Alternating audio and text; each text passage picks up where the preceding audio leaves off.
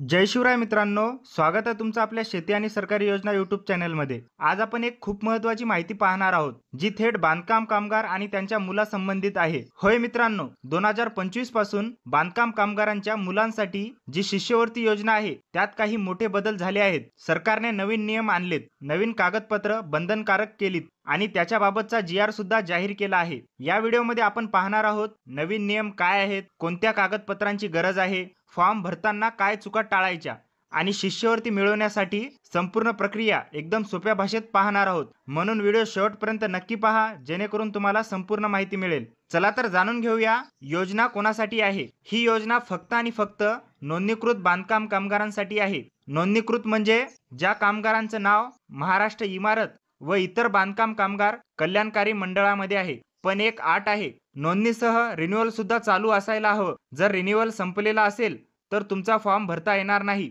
उदाहरण, समजा तुमचं नाव नोंदलेलं आहे पण 2 वर्षापासून रिन्युअल केलेलं नाही, तर तुमचा अर्ज रद्द केला जाईल। जाणून घेऊया नवीन नियम 2025 पासून लागू। जुलैमध्ये नवीन इयत्तेची शिष्यवृत्ती भरायची आहे। आता सरकार म्हणतंय तुमच्या मुलांनी नवीन इयत्तेत प्रवेश घेतला की लगेच अर्ज भरा, पण यंदा अर्ज भरताना नवीन कागदपत्र बंधनकारक आहेत। चला तर जाणून घेऊया लागणारी कागदपत्र। नंबर 1, नवीन इयत्तेचा ID कार्ड। आधी ID कार्ड नसलं तरी चालायचं, पण आता ते अनिवार्य केलं आहे। त्याशिवाय तुमचा फॉर्म स्वीकारला जाणार नाही। ID कार्डवर विद्यार्थ्याचं नाव, फोटो, इयत्ता आणि शाळेचं नाव स्पष्ट पाहिजे। Number 2, bonafide certificate. आता कोणतीही इयत्ता असो, अगदी पहिलीपासून ते इंजिनिअरिंग MBBS पर्यंत बोनाफाईड लागणारच। बोनाफाईडमध्ये असा उल्लेख असायला पाहिजे, हा बोनाफाईड महाराष्ट्र इमारत व इतर बांधकाम कामगार कल्याणकारी मंडळाच्या शिष्यवृत्तीसाठी आहे। नंबर 3, नवीन इयत्तेची मार्कशीट। आधी मार्कशीट नसलं तरी फॉर्म भरला जायचा, पण आता मार्कशीट 100% आवश्यक आहे। जर युनिव्हर्सिटी वेळ लावत असेल तर ते मिळून फॉर्म सबमिट करण्यापूर्वी अपलोड करा, नाहीतर फॉर्म रद्द होईल। नंबर 4, शाळेचा कॉलेजचा अधिकृत ईमेल ID। हा ईमेल ID प्रिन्सिपल किंवा हेडमास्टरकडून मिळवायचा आहे। एका कागदावर त्याला लिहून ठेवा। दरवर्षी तो ईमेल ID व्हेरीफाय करावा लागेल, कारण सरकारच्या अधिकाऱ्यांना शंका आली तर ते थेट कॉलेजला मेल करतील। 5 नंबर, कॉलेज शाळेचा संपर्क क्रमांक।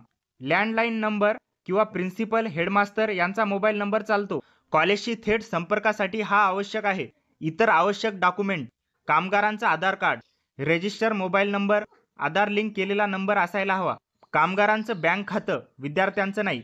बऱ्याच जणांनी चूक केली होती, विद्यार्थ्यांचं बँक डिटेल्स दिलं, त्यामुळे फॉर्म रिजेक्ट झाला। ही योजना कामगारासाठी आहे, त्यामुळे स्कॉलरशिप थेट कामगारांच्या खात्यात जमा होते।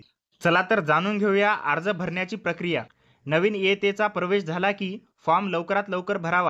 कार्ड रिन्युअल अर्ज भरायच्या वेळी चालू असावं। फॉर्म भरल्यानंतर रिन्युअल संपलं तरी चालेल। जर रिन्युअल बंद असेल तर आधी रिन्युअल करा, मगच स्कॉलरशिपचा फॉर्म भरा। बांधकाम कामगारांसाठी महत्त्वाची सूचना। बांधकाम कामगार शिष्यवृत्ती योजनेबाबत अधिक माहिती हवी असेल, अर्ज कसा भरायचा, संपूर्ण प्रक्रिया जाणून घ्यायची असेल तर खाली डिस्क्रिप्शन बॉक्समध्ये दिलेल्या लिंकला क्लिक करा। तेथे तुम्हाला अर्ज कसा भरायचा संपूर्ण माहिती मराठीत सविस्तर मिळेल। चला तर जाणून घेऊया सरकारचं धोरण काय आहे। कामगारांना कमी वेळात कमी पैशात शिष्यवृत्ती मिळावी यासाठी हे सगळे बदल केले गेले आहेत। यंदा तपासणी खूप काटेकोरपणे होणार आहे। फक्त खरे आणि नोंदणीकृत आणि योग्य कामगारच फायदेशीर ठरणार। मित्रांनो, ही माहिती खूप महत्त्वाची आहे।